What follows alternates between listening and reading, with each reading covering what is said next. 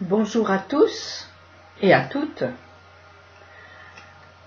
En fait, ça veut dire quoi revenir à la Torah? La première fois que j'ai entendu cette injonction, je l'ai comprise à mon niveau de non-juive, qui est imbibée d'enseignements dévoyés par les nécessités d'un prosélytisme maladif. Pour revenir à la Torah était, pour moi, revenir aux interprétations juives de cette Torah que, somme toute, nous lisions, au mieux comme un livre d'histoire passée, ou au pire comme des mots magiques répétés comme des mantras.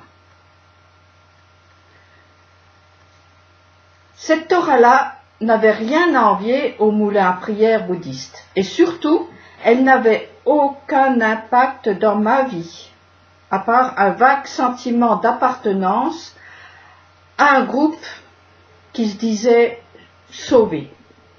Voilà. Il fallait y croire puisqu'on nous le disait.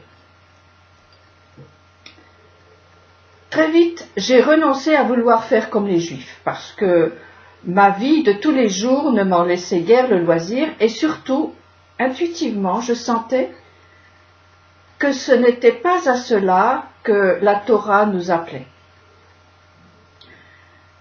J'ai donc beaucoup écouté, lu, prié, pour démêler le sac de nœuds qui envahissait ma tête et mon cœur.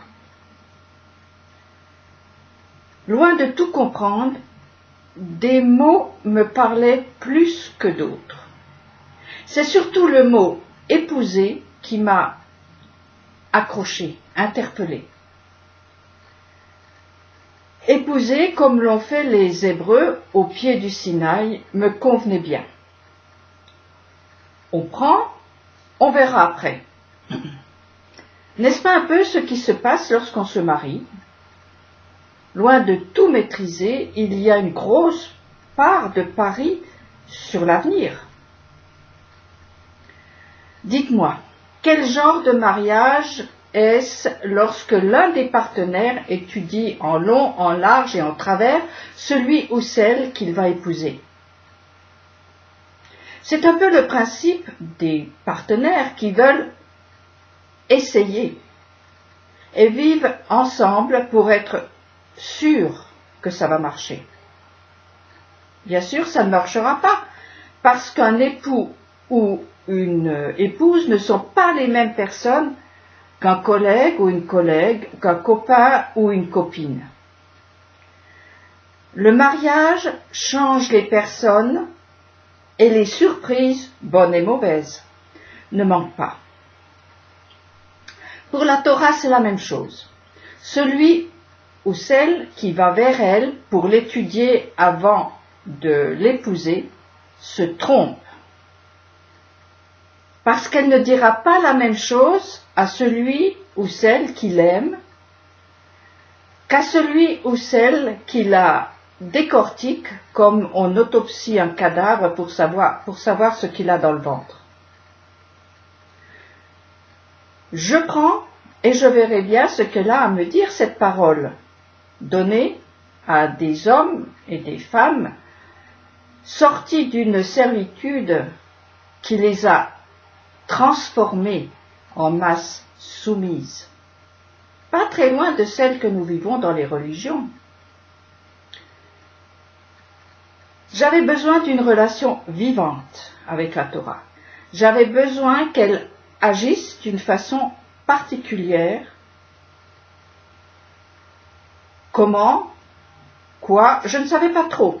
En tous les cas, j'attendais une sorte d'accouchement préfiguré par mes grossesses naturelles. J'avais besoin d'une parole vivante qui germerait comme ont germé mes enfants en moi.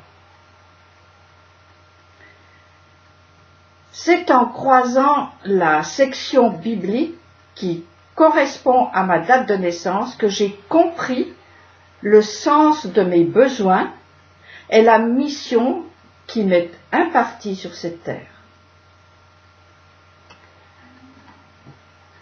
Dans les enseignements de Kabbale dispensés par des maîtres juifs authentiques, j'ai senti le souffle d'une brise matinale, annonciatrice d'horizons nouveaux.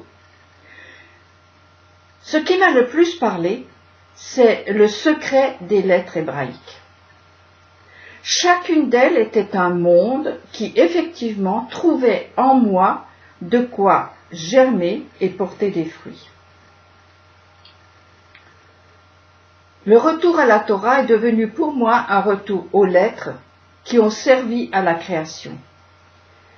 Chacune est comme un sac contenant une multitude de graines, comme des poussières d'étoiles, dirait Hubert Reeves.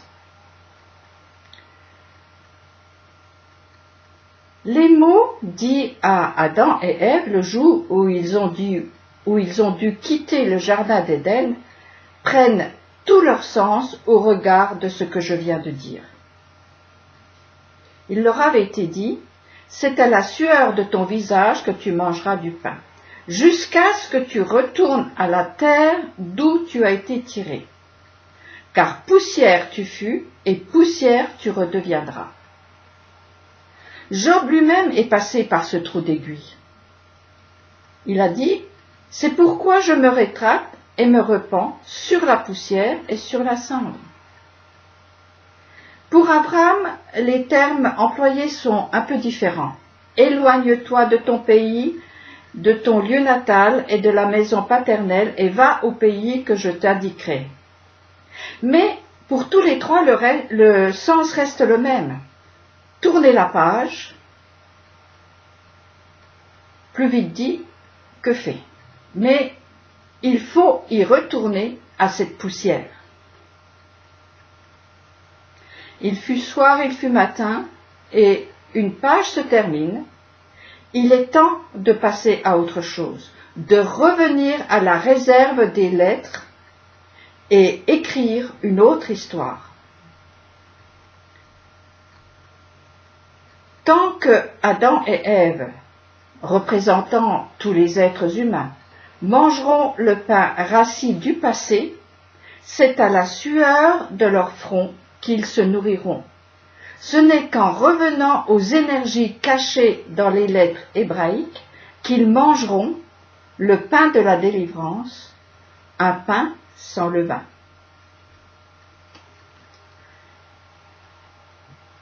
Ce n'est qu'en revenant de sa justice extrême vers le silence plein de vie des mots que Job a retrouvé tout ce qu'il avait perdu avec, en bonus, la miséricorde du pardon.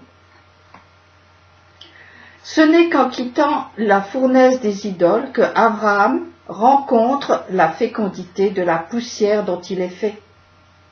Le fruit de ses entrailles sera comme un bourgeon qui éclate au soleil.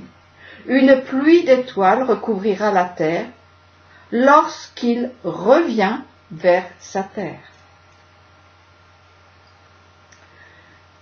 Revenir à la poussière n'est pas réducteur, et ce n'est pas une punition comme les traductions le laissent entendre.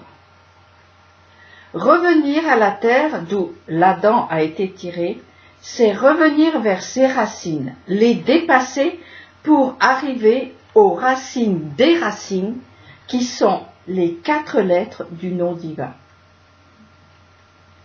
Ces 4 lettres sont le cours d'eau dont parle David. Il dit « Heureux l'homme qui trouve son plaisir dans la loi de l'Éternel et médite cette loi jour et nuit. Il sera comme un arbre planté auprès des cours d'eau qui donne ses fruits en leur saison et dont les feuilles ne se flétrissent point. Tout ce qu'il fera réussira. » C'est à ce niveau, celui du non avec un grand N, que tout est parti en vrille et tout part en vrille. C'est donc là qu'il faut revenir pour retrouver le sens constructeur de sa parole. comme le dit le prophète Ézéchiel. Je suis vivant, dit le Seigneur l'Éternel, ce que je désire, ce n'est pas que le méchant meure, c'est qu'il change de conduite et qu'il vive. Revenez, revenez de votre mauvaise voie, et pourquoi mourriez-vous, maison d'Israël? Je me rétracte et je me repens sur la poussière et sur la cendre, sont les paroles de Job. Elles englobent celles données à Adam et Ève, jusqu'à ce que tu retournes à la terre d'où tu as été tiré, et celles adressées à Abraham. Éloigne-toi de ton pays, de ton lieu natal, et de la maison paternelle, et va au pays que je t'indiquerai.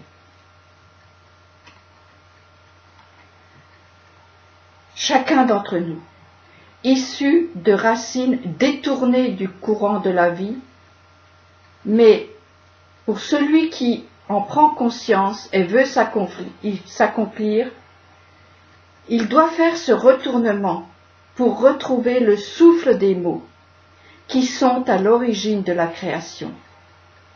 Ce sont les racines des racines ou encore l'arbre de vie. Mais ma parole ne revient pas à moi sans avoir accompli sa mission, est-il dit dans le livre d'Ésaïe. Et la mission de sa parole est, entre autres, de faire de nous des arbres fruitiers, comme il est dit, il sera comme un arbre planté auprès des cours d'eau, qui donne ses fruits en leur saison et dont les feuilles ne se flétrissent point. Tout ce qu'il fera réussira. Voilà ce que, pour moi, revenir à la Torah veut dire. Les religions, très peu pour moi. Elles ne m'ont rien apporté, sinon l'illusion d'une unité qui cachait mal les brisures de mon âme. Non, il fallait que les promesses marquées dans le livre se réalisent. Il fallait que je retrouve le chemin qui y mène. Et avec Moïse et Aaron, je voulais sortir de cette terre de sueur qui nourrit les animaux, bêtes de somme, et les esclaves qui ont oublié de quelle poussière d'or ils étaient tirés. Pourquoi es-tu affaissé, mon âme? Pourquoi t'agites-tu dans mon sein? Mets ton espoir en Dieu, car j'aurai encore à le louer, mon Sauveur et mon Dieu. Je vous laisse avec ces paroles du prophète Ésaïe. Aussi bien ce n'est pas le Sheol qui te célèbre, ce n'est pas la mort qui te loue. Ceux qui sont descendus dans le sépulcre ne comptent plus sur ta fidélité. Le vivant, voilà celui qui te loue, comme je le fais aujourd'hui. Amen.